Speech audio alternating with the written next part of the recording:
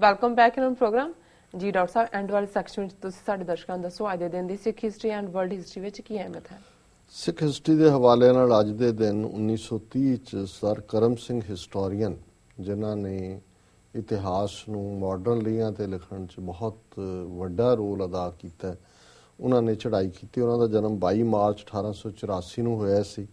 Almost 47 ਸਾਲ ਦੀ ਉਮਰ 'ਚ ਉਹ ਇਸ ਦੁਨੀਆ ਤੋਂ ਚਲੇ ਗਏ। ਉਹਨਾਂ ਨੇ ਖਾਲਸਾ ਕਾਲਜ ਆਪਣੀ ਪੜ੍ਹਾਈ ਵਿੱਚੇ ਛੱਡ ਕੇ ਫਿਰ ਕਿਵੇਂ ਥਾਂ ਘੁੰਮ ਕੇ ਫਿਰ ਕੇ ਰੀਅਲ ਸਬੂਤ ਇਕੱਠੇ ਕਰਕੇ ਇਤਿਹਾਸ ਲਿਖਿਆ, ਇਹ ਬਹੁਤ ਵੱਡੀ ਉਹਨਾਂ ਦੀ ਕੰਟਰੀਬਿਊਸ਼ਨ ਹੈ। 1981 'ਚ ਅੱਜ ਦੇ ਦਿਨ ਚੰਦੋ ਕਲਾਂ ਹਰਿਆਣੇ 'ਚ, ਜਿੱਥੇ ਸੰਤ ਜਰਨੈਲ ਸਿੰਘ ਖਾਲਸਾ ਭਿੰਡਰਾਂਵਾਲੇ ਵਿਦਿਆਰਥੀਆਂ ਦੇ ਨਾਲ ਟਕਸਾਲ ਦੇ ਗਏ ਹੋਏ ਸਨ, ਉੱਥੇ ਹਰਿਆਣਾ ਪੁਲਿਸ ਨੇ ਔਰ ਪੰਜਾਬ ਪੁਲਿਸ ਨੇ ਰਲਵਾਂ ਰੇਡ ਕੀਤਾ।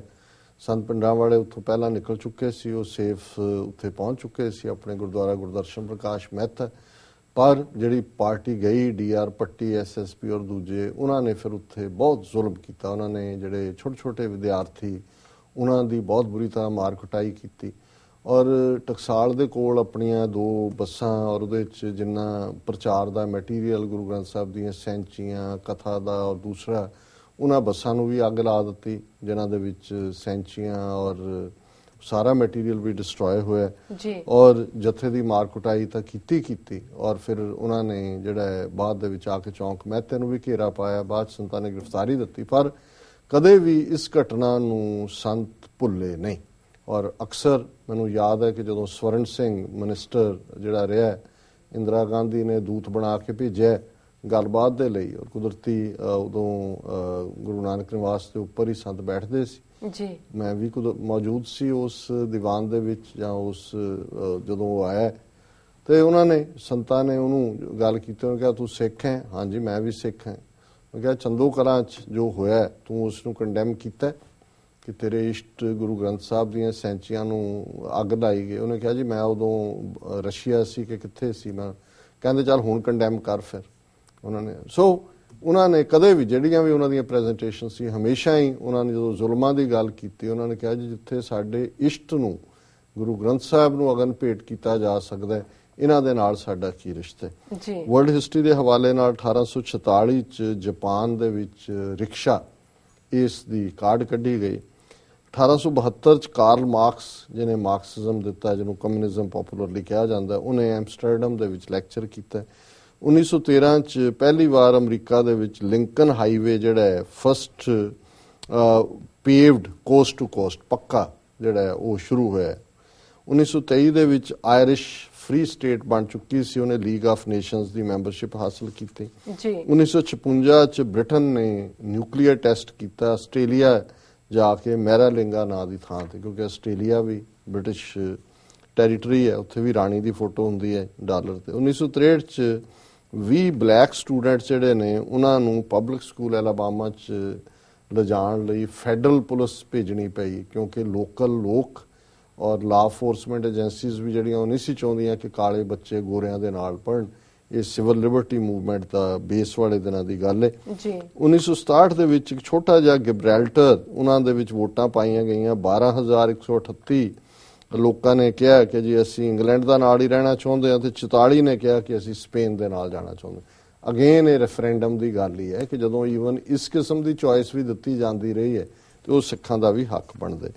1979 ਦੇ ਵਿੱਚ 3 ਪੋਰਟੋਰੀਕਨ ਨੈਸ਼ਨਲਿਸਟ ਜਿਹੜੇ ਨੇ, ਜਿਨ੍ਹਾਂ ਦੇ ਉੱਤੇ ਇਲਜ਼ਾਮ ਸੀ ਕਿ ਉਹਨਾਂ ਨੇ ਪ੍ਰੈਜ਼ੀਡੈਂਟ ਟਰੂਮੈਨ ਦੇ ਉੱਤੇ ਹਮਲਾ ਕੀਤਾ ਹੈ, ਉਹਨਾਂ ਨੂੰ ਰਿਲੀਜ਼ ਕਰ ਦਿੱਤਾ ਗਿਆ। ਸੋ ਇਹ ਵਰਲਡ ਹਿਸਟਰੀ ਜੀ। ਡਾਕਟਰ ਸਾਹਿਬ ਹੁਣ ਸਾਡੇ ਦਰਸ਼ਕਾਂ ਦੱਸੋ ਅੱਜ ਦਾ ਵਿਚਾਰ।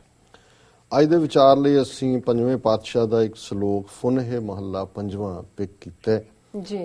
ਪਾਵਨ ਪਤਤ ਪੁਨੀਤ ਕਤੈ ਨਹੀਂ ਸੇਵੀਐ, ਝੂਠੇ ਰੰਗ ਖੁਆਰ ਕਹਾਂ ਲਗ ਖੇਵੀਐ, ਹਰ ਚੰਦੌਰੀ ਪੇਖ ਕਾਹੇ ਸੁਖ ਮਾਨਿਆ, ਹਰਿਹਾ ਹਉ ਬਲਿਹਾਰੀ ਤਿੰਨ ਜੇ ਦਰਗਹਿ ਜਾਣੇ। ਹੁਣ ਇਹ ਸਾਡੇ ਵਰਗੇ ਉਹਨਾਂ ਮਨੁੱਖਾਂ ਲਈ ਹੈ ਜਿਨ੍ਹਾਂ ਨੂੰ ਰੱਬ ਯਾਦ ਨਹੀਂ, ਔਰ ਗੁਰੂ ਅਰਜਨ ਸਾਹਿਬ ਫਰਮਾਉਂਦੇ ਨੇ ਪਾਵਨ ਪਤਤ ਪੁਨੀਤ ਕਤੈ ਨਹੀਂ ਸੇਵੀਏ, ਕਿ ਜਿਹੜਾ ਡਿੱਗਿਆਂ ਹੋਇਆਂ ਨੂੰ ਪਵਿੱਤਰ ਕਰਨ ਵਾਲਾ ਹੈ, ਗਲ ਨਾਲ ਲਾਉਣ ਵਾਲਾ ਪਾਵਨ ਰੰਕਾਰ ਹੈ, ਉਹਨੂੰ ਅਸੀਂ ਕਦੇ ਯਾਦ ਨਹੀਂ ਕਰਦੇ। ਝੂਠੇ ਰੰਗ ਖੁਆਰ, ਅਸੀਂ ਦੁਨੀਆਦਾਰੀ ਦੇ ਝੂਠੇ ਰੰਗ ਦੇ ਵਿੱਚ ਖੁਆਰ ਹੋ ਰਹੇ। ਕਹਾਂ ਲੱਗ ਖੇਵੀ ਹੈ, ਸਾਡੀ ਬੇੜੀ ਕਿਵੇਂ ਪਾਰ ਲੱਗੇਗੀ, ਸਾਡਾ ਕਿਵੇਂ ਪਾਰ ਉਤਾਰਾ ਹੋਏਗਾ। ਹਰ ਚੰਦੌਰੀ ਪੇਖ, ਹਰ ਚੰਦੌਰੀ ਇੱਕ ਮਿਥਿਹਾਸਕ ਕਹਾਣੀ ਹੈ ਜਿਹਨੂੰ ਅਸੀਂ ਕਹਿਣਾ ਹੋਏ ਤਾਂ ਮਿਰਾਜ, ਮ੍ਰਿਗ ਤ੍ਰਿਸ਼ਨਾ। ਮ੍ਰਿਗ ਤ੍ਰਿਸ਼ਨਾ ਇਹੀ ਹੈ ਜਿਵੇਂ ਡੈਜ਼ਰਟ ਦੇ ਵਿੱਚ ਦੂਰ ਤੁਸੀਂ ਦੇਖਦੇ ਹੋ ਤੇ ਜਦੋਂ ਸੂਰਜ ਦੀਆਂ ਕਿਰਨਾਂ ਰੇਤ ਨਾਲ ਟਕਰਾਉਂਦੀਆਂ ਤੇ ਅੱਖਾਂ ਨੂੰ ਲੱਗਦਾ ਹੈ ਵੀ ਪਾਣੀ ਦਾ ਛੱਪੜ ਹੈ, ਤੁਸੀਂ ਉੱਥੇ ਪਹੁੰਚਦੇ ਹੋ, ਕੁਛ ਨਹੀਂ ਹੁੰਦਾ, ਅੱਗੇ ਤੁਹਾਨੂੰ ਫੇਰ ਛੱਪੜ ਨਜ਼ਰ ਆਉਂਦਾ ਹੈ। ਸੋ ਇਸੇ ਤਰ੍ਹਾਂ ਅਸਮਾਨ ਦੇ ਵਿੱਚ ਇੱਕ ਨਗਰੀ ਦਾ ਜ਼ਿਕਰ ਹੈ, ਉਹਨੂੰ ਹਰ ਚੰਦੌਰੀ ਕਹਿੰਦੇ ਨੇ। ਉਹਨੂੰ ਤੁਸੀਂ ਹਵਾਈ ਕਿਲੇ ਵੀ ਕਹਿ ਸਕਦੇ ਹੋ ਕਿ ਅਸੀਂ ਆਪਣੀਆਂ ਸੋਚਾਂ ਦੇ ਵਿੱਚ ਹਰ ਚੰਦੌਰੀ ਪੇਖ ਉਹ ਹਵਾਈ ਕਿਲਿਆਂ 'ਚ ਰਹਿੰਦੇ ਆ, ਕਾਹੇ ਸੁੱਖ ਮਾਨੇ। ਤੇ ਇਸ ਕਿਸਮ ਦੇ ਹਵਾਈ ਕਿਲਿਆਂ 'ਚ ਰਹਿ ਕੇ ਕਦੇ ਸੁੱਖ ਨਹੀਂ ਮਿਲਦਾ। ਹਰਿਆ ਹਉ ਬਲਿਹਾਰੀ ਤੈਨ, ਹੇ ਵਾਹਿਗੁਰੂ ਮੈਂ ਉਹਨਾਂ ਤੋਂ ਬਲਿਹਾਰ ਜਾਂਦਾ ਹਾਂ ਜੇ ਦਰਗਹਿ ਜਾਣੇ, ਕਿ ਜਿਨ੍ਹਾਂ ਨੇ ਆਪਣੇ ਚੰਗੇ ਕੰਮਾਂ ਨਾਲ ਰੱਬ ਨੂੰ ਰਿਝਾ ਕੇ, ਰੱਬ ਦਾ ਪਿਆਰ ਹਾਸਲ ਕਰਕੇ ਦਰਗਾਹ ਦੇ ਵਿੱਚ ਆਪਣੀ ਥਾਂ ਬਣਾਈ ਹੈ, ਮੈਂ ਉਹਨਾਂ ਤੋਂ ਬਲਿਹਾਰ ਜਾਂਦਾ ਹੈ, ਕੁਰਬਾਨ ਜਾਂਦਾ ਹੈ। ਸੋ ਇਹ ਅੱਜ ਦਾ ਵਿਚਾਰ ਜੀ। ਡਾਕਟਰ ਸਾਹਿਬ ਆਪਣੇ ਵਿਊਅਰਸ ਕੋਲ ਨੇ ਇਜਾਜ਼ਤ। ਵਿਊਅਰਸ, ਸਾਡੇ ਪ੍ਰੋਗਰਾਮ ਦਾ ਸਮਾਂ ਇੱਥੇ ਸਮਾਪਤ ਹੁੰਦਾ। ਤੁਸੀਂ ਆਪਣੇ ਰਾਏ ਤੇ ਸੁਝਾਅ ਸਾਨੂੰ ਭੇਜਣਾ ਭੁੱਲਣਾ ਸਾਡੇ ਇਸ ਪਤੇ ਤੇ sos@tvh4.tv ਤੇ। ਅਸੀਂ ਆਪਣਾ ਪ੍ਰੋਗਰਾਮ ਲੈ ਕੇ ਫਿਰ ਦੁਬਾਰਾ ਹਾਜ਼ਰ ਹੋਵਾਂਗੇ। ਤਦ ਤੱਕ ਲਈ ਮੈਨੂੰ ਤੇ ਪੰਡਾਕਟਰ ਨੂੰ ਆਗਿਆ ਦਿਓ। ਬੁਲਾ ਦਿਓ ਫਤਿਹ। ਦੇਖਦੇ ਰਹੋ TV 84। ਵਾਹਿਗੁਰੂ ਜੀ ਕਾ ਖਾਲਸਾ, ਵਾਹਿਗੁਰੂ ਜੀ ਕੀ ਫਤਿਹ।